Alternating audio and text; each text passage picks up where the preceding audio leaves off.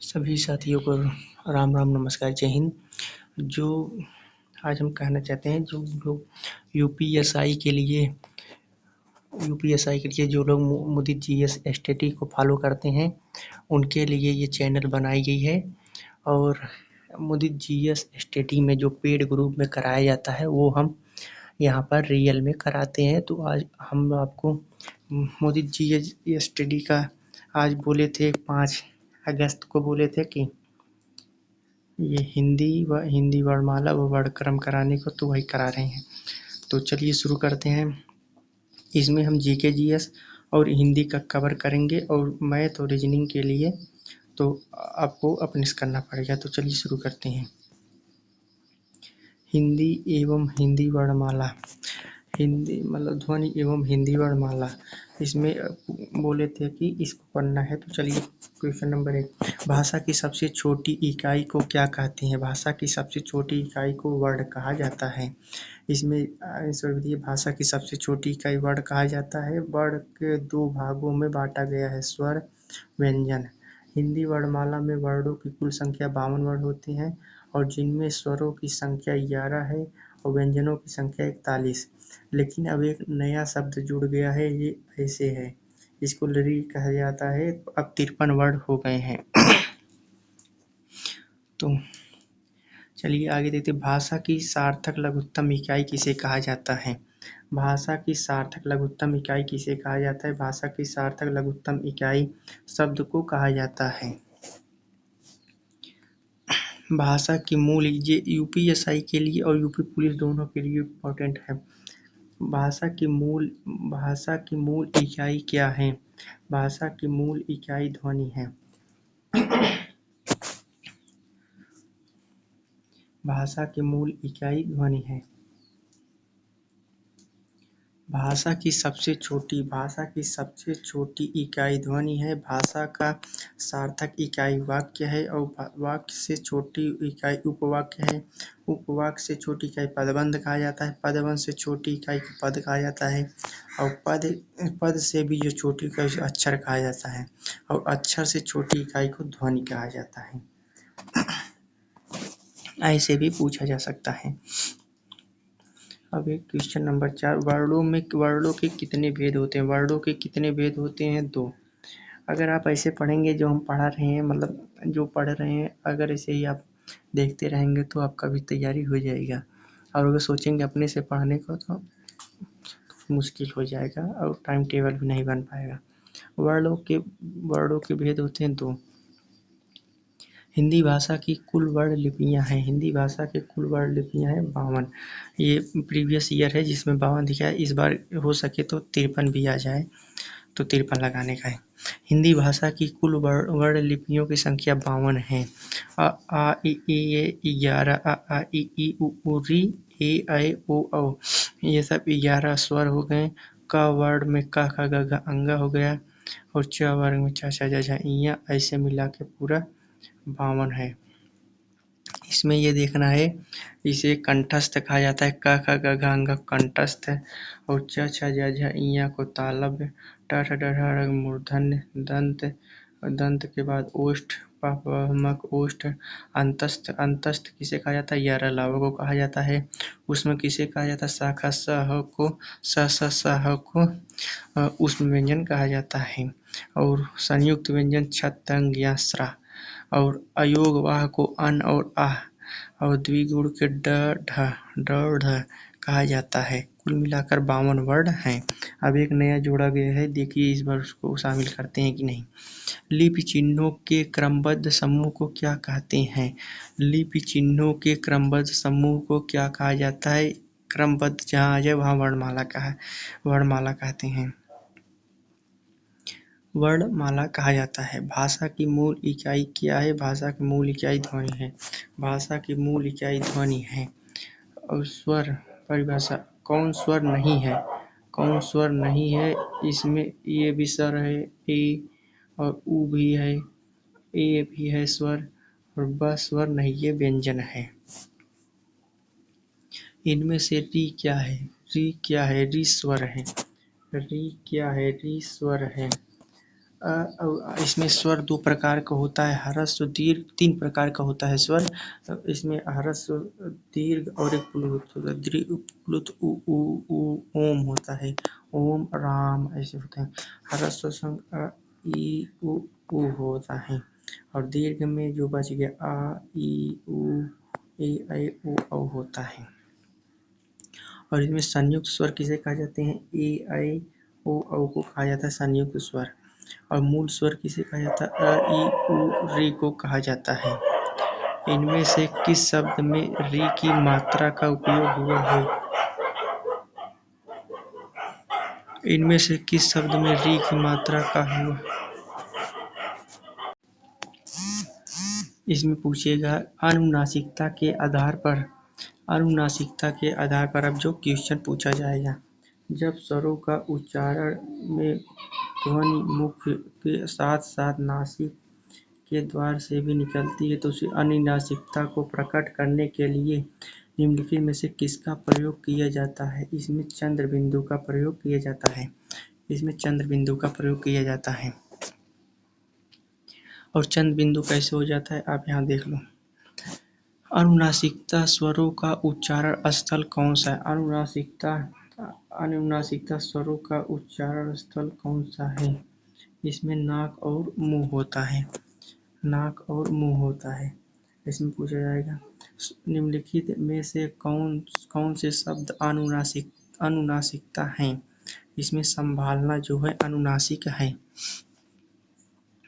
जिन स्वरों के उच्चारण से हवा नाक से भी निकलती है उन्हें क्या कहते हैं? उन्हें अनुनासिक का स्वर कहा जाता है। जिन्हें निकलती उन्हें अनुनासिक स्वर आ ई निरनुनासिक आ ई होता है। जिनकी ध्वनि केवल मुख से निकलती है वे हैं निरनुनासिक। जिनकी ध्वनि केवल मुख से निकलती है उसे निरनुनासिक कहा जाता है। अनुनासिक स्वर कौन है? आ है। और वायु ध्वनि मुख के साथ साथ नाक से भी निकलती है उसे अनुनासिक कहा जाता है। अब चलिए, ओठों की आवृत्ति के आधार पर स्वर कितने प्रकार के होते हैं? ओठों की आवृत्ति के आधार पर निम्नलिखित में से स्वर कितने प्रकार के होते हैं? मतलब आवृतमुखी स्वर है। निम्नलिखित में से आवृतमुखी स्वर है ई है। ई ओठों की आकृति के आधार पर स्वरों को दो भागों में बांटा गया है। अगर पूछे कि ओठों की आकृति है अब स्वरों को कितने आधार पर बांटा गया है? दो मुखी, आवृतमुखी और वृत्तमुखी। जिसमें मुंह वृत्त के जैसा बन जाए, जैसे उ ओ औ आ होगा वृत्तमुखी। और अवृत्त जिसमें मुख वृत्त के जैसे ना बने, आ ई ए ऐ होगा। स्वर से संबंधित अब अन्य प्रश्न आ गए हैं। इसमें उ जो है उ किस प्रकार का स्वर है? इसमें उ जो है पश्च स्वर है। उ पश्च स्वर है। निम्नलिखित में से कौन सा शब्द स्वर का वर्गीकरण नहीं है? डी जो है स्वर का वर्गीकरण नहीं है। और ये ह्रस्व दीर्घ और प्लुत और संयुक्त स्वर, ये सभी स्वर का वर्गीकरण है, द्वित्व नहीं है। द्वित्व तो व्यंजन का है।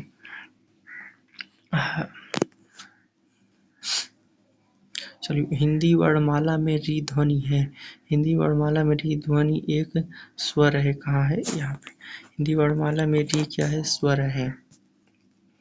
व्यंजन परिभाषा भेद व संख्या के आधार पर अब जो क्वेश्चन पूछे गए थे यूपीएसआई में इसमें ओष्ठ अल्प प्राण घोष वर्ण कौन सा उदाहरण है? ओष्ठ अल्प प्राण घोष वर्ण का कौन सा उदाहरण है? ये ब है। ओष्ठ में प फ ब भ म आता है। अल्प प्राण 1 3 5 को कहते हैं, तो ये 3 नंबर पे आता है। और अघोष साघोष में 3 4 5 को कहा जाता है। अघोष को 1 और 2 को कहा जाता है। तालव्य ध्वनियाँ कौन सी हैं?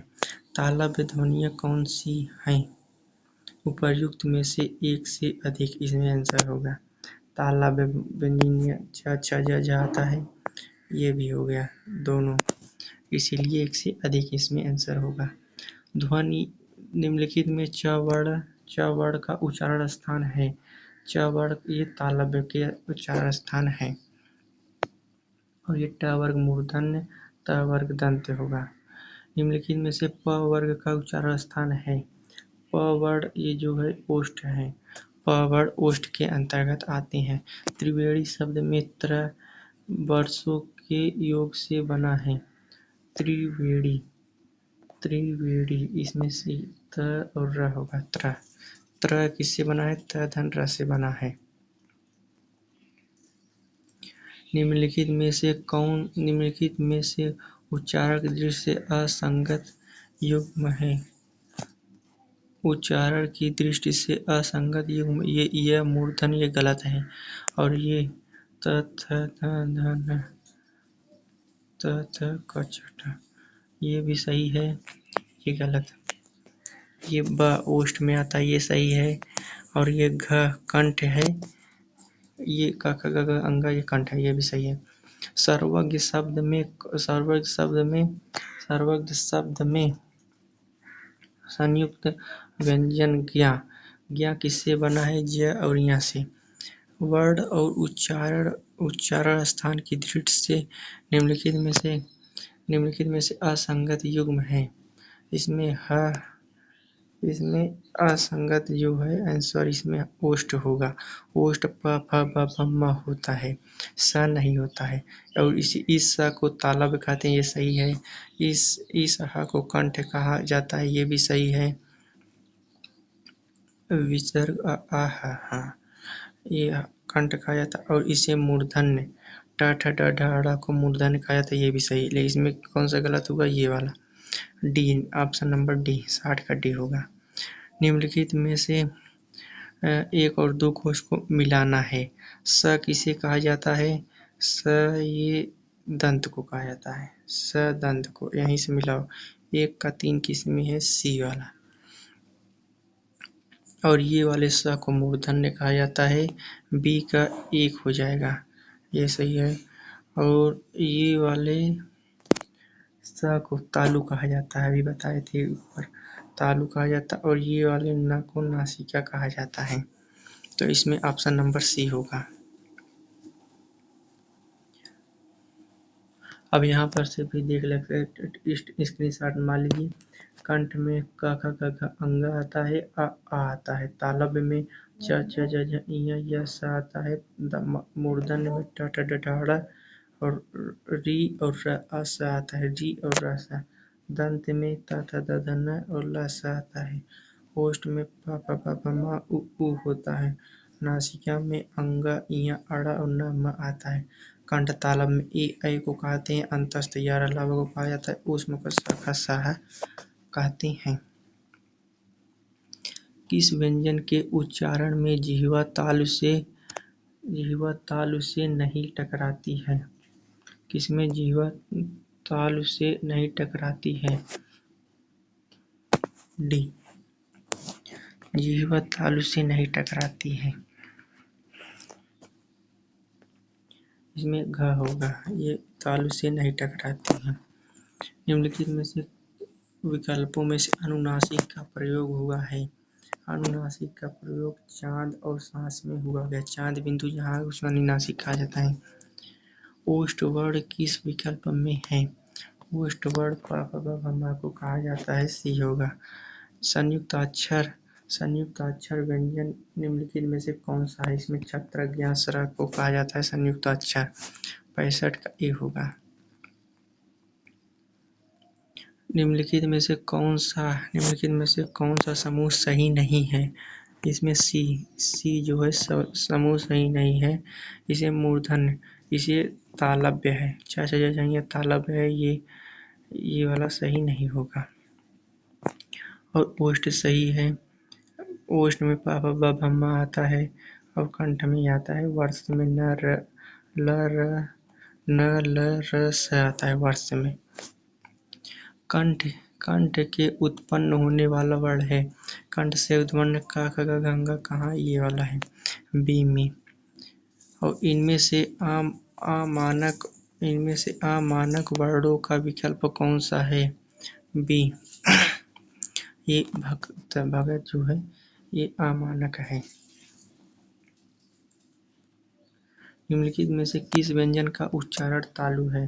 कंठ तालु, च छ ज झ ञ न चाहिए, कंठ तालु होगा। अ आ आ कंठ तालु है। निम्नलिखित में से कौन सा ऊष्म व्यंजन है? निम्नलिखित में से कौन सा ऊष्म व्यंजन है? ऊष्म व्यंजन स ख स ह है। इसमें ह आएगा। आंसर नंबर डी का तर्क डी। इनमें से निम्नलिखित में से किसका उच्चारण स्थान कंठ है? किसका उच्चारण स्थान कंठ है? का गंगा ये आता है। तालव्य महाप्राण तालव्य महाप्राण घोष व्यंजन वर्ण का उदाहरण कौन सा है? तालव्य तालव कंठ च छ ज झ में आएगा, तो च छ ज झ और महाप्राण 2 4 च छ, इसमें बी आएगा। बी आएगा। कौन सा वर्ण पंचमाक्षर है? ये म होगा। लास्ट वाला पंचमाक्षर 5वें नंबर पे जो आता है। कंठ महाप्राण घोष व्यंजन वर्ण का उदाहरण कौन सा है? इसमें टी ह आता है। कंठ महाप्राण और घोष वर्ण। मूर्धन्य अल्पप्राण घोष व्यंजन वर्ण का उदाहरण कौन सा है? मूर्धन्य अल्पप्राण और घोष व्यंजन वर्ण का उदाहरण कौन सा है?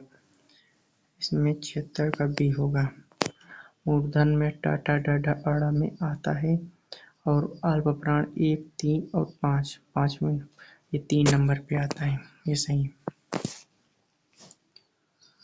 ओष्ठ महाप्राण घोष व्यंजन वर्ण का उदाहरण कौन सा है? ओष्ठ पे प प ब भ में आना चाहिए। प फ ब भ में ये भी मतलब भ होगा। महाप्राण किसे कहा जाता है? किसी भी सीरीज का 2 और 4 नंबर महाप्राण होता है। 1 3 और 5 अल्पप्राण होता है। मूर्धन्य अल्पप्राण अघोष वर्ण का उदाहरण कौन सा है? मूर्धन्य में कौन आएगा? मूर्धन्य में ट ठ ड ढ अड़ आता है और अल्पप्राण में 1 3 5 तीसरा नंबर ये 1 वाले पे ही होगा। ट अघोष का 1 और 2 होता है। इनमें से कौन सा व्यंजन ऊष्म है? ये स वाला व्यंजन ऊष्म है। घ ग और 3 में से कितने अघोष हैं? अघोष का मतलब पहला और दूसरा अक्षर अघोष होता है। इसमें पहला दूसरा में ई 1 है त और ये ट ठ 2 नंबर है। इसका मतलब ऑप्शन नंबर सी होगा। निम्नलिखित में से कौन सा व्यंजन अघोष है? इसमें कौन सा व्यंजन अघोष ख होगा। पहला और दूसरा अक्षर अघोष को कहा जाता है। हिंदी वर्णमाला में व्यंजन वर्णों की संख्या कितनी है? हिंदी वर्णमाला में व्यंजन वर्णों की संख्या कितनी है? 33 है। अगर पूछे हिंदी वर्णमाला में व्यंजन वर्णों की संख्या 33। 11 स्वर होता है, 2 अयोगवा होता है, 2 दीर्घ होता है, 4 संयुक्त व्यंजन होता है। अगर इसे पूरा जोड़ेंगे तो 52 अक्षर आएगा। अभी एक नया जोड़ा गया है। ज्ञ वर्ण किन वर्णों के संयोग से बना है? ज प्लस ञ से मिलकर बना है। जिस स्वर के उच्चारण में 2 मात्राएं लगती हैं उसे क्या कहा जाता है? उसे गुरु स्वर कहा जाता है। स्पर्श वर्णों की संख्या कितनी है? स्पर्श वर्णों की संख्या 25 है। क से प फ ब भ म तक ये 25 वर्ण हैं। इसे स्पर्श वर्ण कहा जाता है। तालब महाप्राण वर्णों तालब महाप्राण अघोष व्यंजन का उदाहरण है। तालब में कंठ तालब त थ त वर्ग का हो और महाप्राण या दूसरा हो या तो चौथा हो। और अघोष में पहला और दूसरा मतलब दूसरा नंबर होना चाहिए, था होना चाहिए। ये यहाँ पे है था। कंठ तालब नहीं, च छ ज झ होगा, च वर्ग का होगा। कंठ तालब में च छ ज झ का ये दूसरा नंबर होगा। स का उच्चारण स्थान है कौन सा है? स का उच्चारण स्थान कौन सा है? इसमें तालु होगा। स का उच्चारण स्थान तालु है। और ये वाले स का उच्चारण स्थान दंत है। ये वाले उच्चारण का स्थान ये है मूर्धा। इसे मूर्धा कहते हैं। इसमें दिया गया है ये वाले स का मूर्धा होगा, ये वाले स का दंत होगा, ये वाले व को दंतोष्ठ कहा जाता है। ये ऐ को इसमें कंठ तालब कहा जाता है। ये वाले स को भी दिया है तालब कहते हैं। इनमें से कौन सा व्यंजन अंतस्थ व्यंजन है? अंतस्थ को या अलावा को अंतस्थ व्यंजन कहा जाता है। इनमें से किन वर्णों का व्यंजन कहा जाता है? इनमें से किन वर्णों को व्यंजन कहा जाता है? जिनका उच्चारण संभव नहीं है, जो वाला है, जिनका उच्चारण स्वर वर्णों की सहायता से किया जाता है, ये वाला सही होगा। औष्ठ ओष्ठ अल्प प्राण घोष ओष्ठ हो प फ ब भ म का वर्ग हो अल्प प्राण 1, 3 या 5 में से कोई हो। प फ ब और घोष अघोष सघोष मतलब ये वाला होना चाहिए।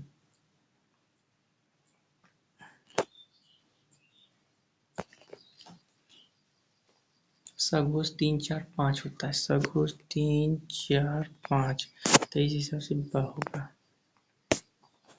इन दोनों में कॉमन 3 है। कंठ अल्प प्राण व्यंजन वर्ण का उदाहरण कौन सा है? कंठ अल्प प्राण कंठ में हो क ख गंगा और 3 ये ग वाला आंसर होगा।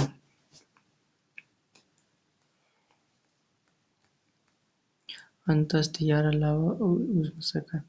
इनमें से कौन सा व्यंजन दंत ध्वनि है? दंत ध्वनि है कंठ तालम मूर्धन दंत ओष्ठ। दंत ध्वनि ये त थ द ध न को दंत ध्वनि कहा जाता है। स को मूर्धन्य कहा जाता है, क को कंठ कहा जाता है, तालब कहा जाता है। ट वर्ग में किस प्रकार का व्यंजन है? ट वर्ग में किस प्रकार का व्यंजन है? मूर्धन्य। कौन सा वर्ण उच्चारण की दृष्टि से दंत नहीं है?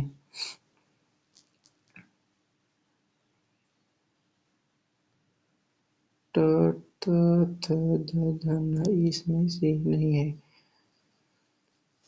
ये तो मूर्धन्य है, दंत ही है त थ द ध न। दंत वर्ष महाप्राण घोष व्यंजन वर्ण का उदाहरण है। दंत वर्ष महाप्राण घोष वर्ण का व्यंजन था होगा। वर्ष वर्ण दंत वर्ष अल्प प्राण अघोष वर्ण का उदाहरण कौन सा है? इसमें त होगा आंसर त।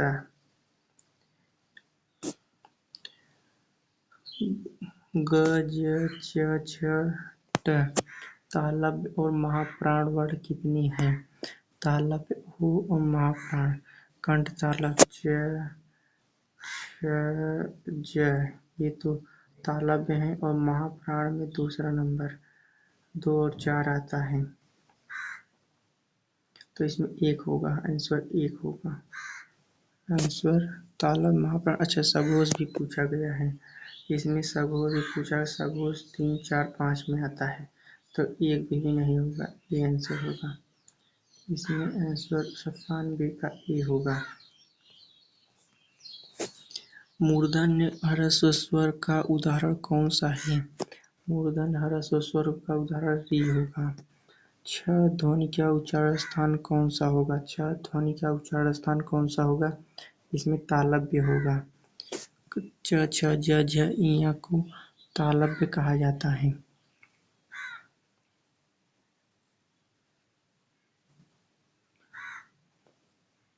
कौन सा तालव्य वर्ण नहीं है? कौन सा तालव्य वर्ण नहीं है? तालव्य वर्ण तालव्य च छ ज झ इया और ई और यह स होता है। इसमें स ये दंत है, ये नहीं होगा। च वर्ग में महाप्राण व्यंजन वर्ण कितनी है? च वर्ग में महाप्राण इसमें दो होंगे, महाप्राण दो होंगे। छ छ ज झ इया इसमें छ और झ ये दोनों महाप्राण हैं। दूसरा और चौथा, इनमें से कौन सा वर्ण अघोष महाप्राण है? इनमें से कौन सा वर्ण अघोष है और महाप्राण है? अघोष का मतलब होता है अघोष का 1 2 और महाप्राण मतलब 2 और 4। इसमें मतलब दूसरा नंबर पे कौन सा है? इसमें तो ये है, ख होगा ऐसा। क वर्ग में घोष वर्ण कितनी है? घोष मतलब सघोष। सघोष 3 4 5। क वर्ग में सघोष व्यंजन इसमें 3 आंसर होगा। 3 4 5 को तीसरा, पांचवा और तीसरा, चौथा और पांचवे को सघोष कहा जाता है। सघोष कहो या घोष कहो। मूर्धन्य अल्पप्राण व्यंजन कौन सा है? मूर्धन्य और अल्पप्राण व्यंजन कौन सा है? मूर्धन्य और अल्पप्राण। मूर्धन्य मतलब ट वर्ग में आता हो, अल्पप्राण मतलब ई पहला हो, तीसरा हो या तो पांचवा में। तो इसमें ट ठ ड ढ, ट ठ ड ढ। आंसर नंबर बी, इसमें ड आ गया। इनमें से कौन सा व्यंजन संयुक्त व्यंजन का उदाहरण है? ये 2 अक्षरों से मिलकर बना है, इसलिए ये संयुक्त व्यंजन का उदाहरण है। इनमें से किसका उच्चारण स्थान ओष्ठ है? ये प का उच्चारण स्थान ओष्ठ है। अंतस्थ और ऊष्म वर्ण कितने हैं? अंतस्थ मतलब य र ल व और ऊष्म स ख स ह मतलब 8 हो जाते हैं। हिंदी वर्णमाला के अनुसार पंचमाक्षरों की संख्या कितनी है? पंचमाक्षरों की संख्या 5 है। जैसे अंग, इया, अंग मतलब अंग, इया, ड़, न, ये म, ये सब 5 होते हैं पंचमाक्षर। स्वर तंत्रियों के आधार पर व्यंजनों के कितने वर्गों में बांटा गया है? स्वर तंत्रियों के आधार पर व्यंजनों को कितने वर्गों में बांटा गया है? 2। स्वर तंत्रियों के आधार पर व्यंजनों को 2 वर्गों में बांटा गया है, सघोष तथा अघोष। स्वर तंत्री के आधार पर स्वर सघोष और अघोष में बांटा गया है। प्रत्येक वर्ग का प्रथम द्वितीय वर्ण किस प्रकार के हैं? इसमें अघोष है। ये अघोष प्रथम और द्वितीय को अघोष, 3 4 5 को सघोष कहा जाता है। ख और घ ध्वनि किस प्रकार की है? ख और घ ध्वनि ये महाप्राण ये है। ये दूसरा और चौथे ये महाप्राण आते हैं और 1 3 और 5 अल्पप्राण कहे जाते हैं। नीचे दी गई तालिका में अशुद्ध मेल कौन सा है? इसमें अशुद्ध सघोष है और ड को सघोष भी कहा जाता है, अल्पप्राण भी और मूर्धा भी कहा जाता है। क को अघोष भी कहा जाता है, अल्पप्राण और कंठ भी कहा जाता है। ये वाला गलत है। और छ को अघोष, महाप्राण और तालु भी कहा जाता है, ये भी सही है। एक से अधिक वर्णों के मेल को कहते हैं। एक से अधिक वर्णों के मेल को अक्षर कहा जाता है। कौन सा ऊष्म व्यंजन नहीं है? कौन सा? ये ग वाला नहीं है। मतलब इसमें स और स उस व्यंजन है और ग नहीं है, तो आंसर यही है। निम्नलिखित में से कंठ ध्वनियाँ हैं का ग घ अंगा, ये कंठ ध्वनियाँ हैं। निम्नलिखित में से एक कंठ ध्वनि है। कंठ ध्वनि का ख ग घ अंगा कंठ ध्वनि है, ये वाला क ख ग घ अंगा में आया है। य का उच्चारण स्थान है, य का उच्चारण स्थान है।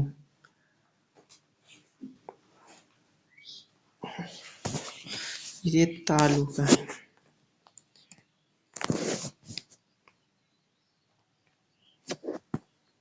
तालु है, य का उच्चारण स्थान है। हिंदी की तालब ध्वनियाँ हैं, हिंदी की तालब ध्वनियाँ हैं, इसमें च छ ज झ ञ होगा। किस व्यंजन का उच्चारण स्थान तालव्य है? किस व्यंजन का उच्चारण स्थान तालव्य है? च छ ज झ झ का उच्चारण स्थान तालव्य है। निम्नलिखित में से कौन सा वर्ण दंत नहीं है? यह जो है दंत नहीं है। ट वर्ग उच्चारण की दृष्टि से किस प्रकार का ध्वनि है? ट वर्ग जो है ट मूर्धन्य है। स का उच्चारण स्थान क्या है? स का उच्चारण स्थान मूर्धा है। स का उच्चारण स्थान मूर्धा है। ढ का उच्चारण स्थान क्या है? ये ट वर्ग का चौथा अक्षर है। हिंदी वर्णमाला में ब ध्वनि है। ब ओष्ठ को कहा जाता है। प प फ फ म, ये ओष्ठ है। उच्चारण स्थान की दृष्टि से कौन सा विकल्प शुद्ध है? उच्चारण स्थान की दृष्टि से कौन सा विकल्प शुद्ध है? स जो है दंत कहा जाता है, ये शुद्ध है। और इस वाले स को मूर्धन्य कहा जाता है, इस वाले स को कंठ तालव्य, इसे तालव्य कहा जाता है। इस वाले स को, इस वाले च को क्या कहा जाता है? तालव्य कहा जाता है। दांत और जीभ के स्पर्श से बोले जाने, जहाँ दांत और जीभ से स्पर्श से बोले जाने वर्ण को क्या कहते हैं? दंत कहा जाता है। प फ ब भ म व्यंजन होते हैं, ये ओष्ठ होते हैं। निम्नलिखित में कौन सा वर्ण अंतस्थ नहीं है? निम्नलिखित में कौन सा वर्ण अंतस्थ नहीं है? ये ब अंतस्थ नहीं है। अंतस्थ वर्ण य र ल व ओष्ठ प फ ब भ म ऊष्म स ख स है। हिंदी वर्णमाला की ब ध्वनि है। ब किसे कहते हैं? ओष्ठ कहा जाता है। निम्नलिखित में से एक ओष्ठ ध्वनि है। भ, भ जो है ओष्ठ ध्वनि है। इनमें से कौन सा वर्ण स्पर्श व्यंजन नहीं है? कौन सा वर्ण स्पर्श व्यंजन नहीं है? इसमें यह स्पर्श व्यंजन नहीं है। क भी है, च भी है, ट का पूरा वर्ग, क का पूरा वर्ग है। निम्नलिखित में से अंतस्थ व्यंजन कौन था? अंतस्थ या र ल व को कहा जाता है, इसमें वह होगा। अंतस्थ व्यंजन वाह को कहते हैं। ऊष्म वर्ण कौन से हैं? ऊष्म वर्ण स ख स ह, ये ऊष्म वर्ण होंगे, ऑप्शन नंबर सी। और ऊष्म वर्ण है, ऊष्म वर्ण इसमें स ख स और ह भी है।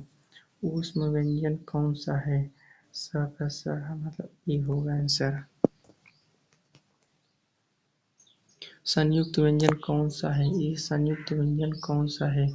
ये संयुक्त व्यंजन है 138 का बी।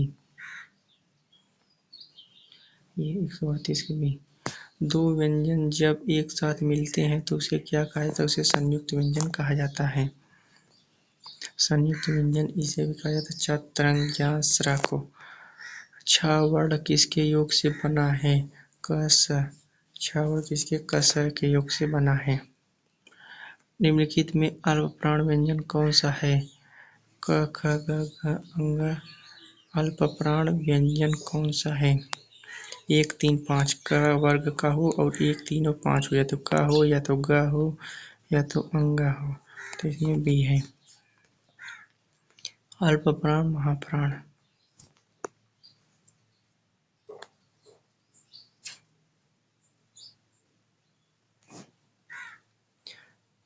प्रत्येक वर्ग का दूसरा और चौथा वर्ण क्या कहलाता है? दूसरा और चौथा महाप्राण कहलाता है। निम्नलिखित में से कौन सा महाप्राण ध्वनि है? दूसरा और चौथा में से कोई होगा, ये सी हो। निम्नलिखित में से कौन सा वर्ण अघोष है? अघोष अघोष पहला और दूसरा में कौन सा आएगा? ये ए वाला आएगा। निम्नलिखित में से कौन सा शब्द प्रयत्न और उच्चारण के आधार पर व्यंजन का वर्गीकरण नहीं है? ये ए नहीं है।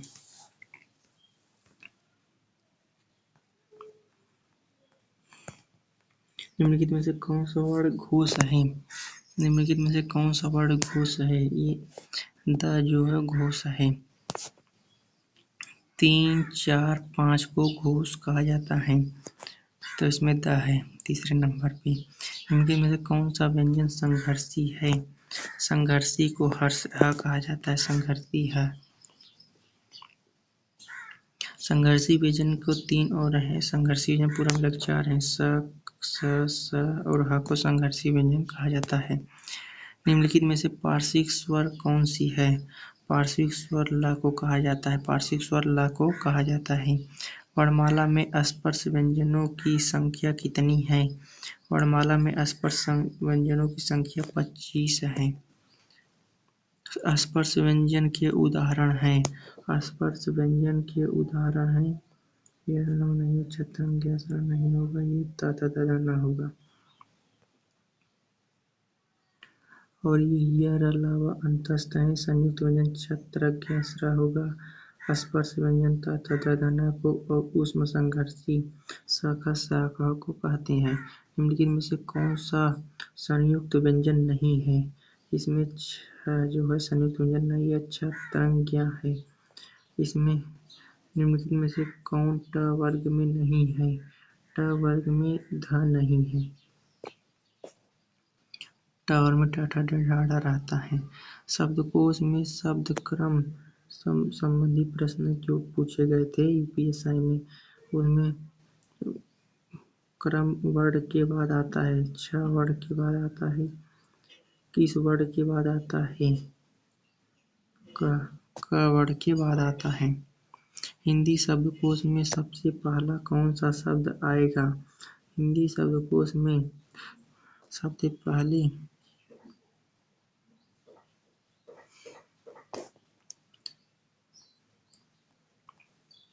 इसमें बी होगा, त्र आएगा।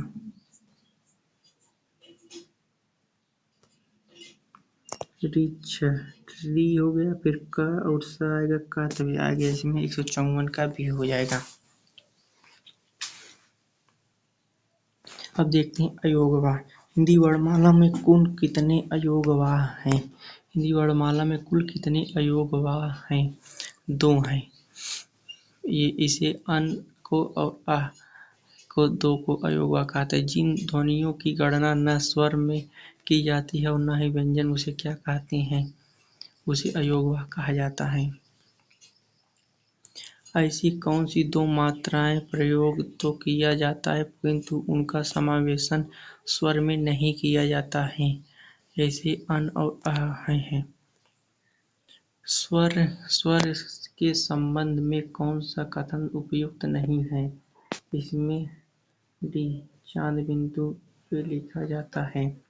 अनुस्वार किसका कार्य करता है? अनुस्वार किसका कार्य करता है? अनुस्वार पंचम वर्ण का कार्य करता है। अन व्याकरण के अनुसार है, अन को अनुस्वार कहा जाता है। ध्वनि जब एक ही ध्वनि का द्वित्व हो तब वह क्या कहलाती है? जब एक युग्मक ध्वनि कहा जाता है, उसे युग्मक ध्वनि कहा जाता है। उच्चारण की दृष्टि से संबल ध्वनि का कौन सा है? संबल ध्वनि का कौन सा वर्गीकरण है? संबल जो है संपीड़ ध्वनि है। निम्नलिखित ध्वनियों की निर्दिष्ट विशेषताओं में कौन सा अशुद्ध है?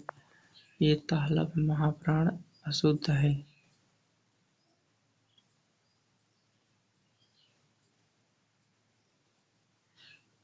ये महाप्राण है, तालव्य तो है लेकिन महाप्राण नहीं है। हिंदी में ध्वनियाँ कितने प्रकार की होती हैं? ध्वनि दो प्रकार की होती हैं, स्वर और व्यंजन। इनमें से कौन सी देवनागरी लिपि की वर्ण ध्वनि नहीं है? इसमें गृह्य ध्वनि देवनागरी लिपि की वर्ण ध्वनि नहीं है। तो अब अगली क्लास में आता करते हैं, वैसे कंप्लीट हो ही चुका है। तो अगली क्लास कराते समय विराम चिह्न कराएंगे। तो चलिए, वीडियो देखने के लिए धन्यवाद।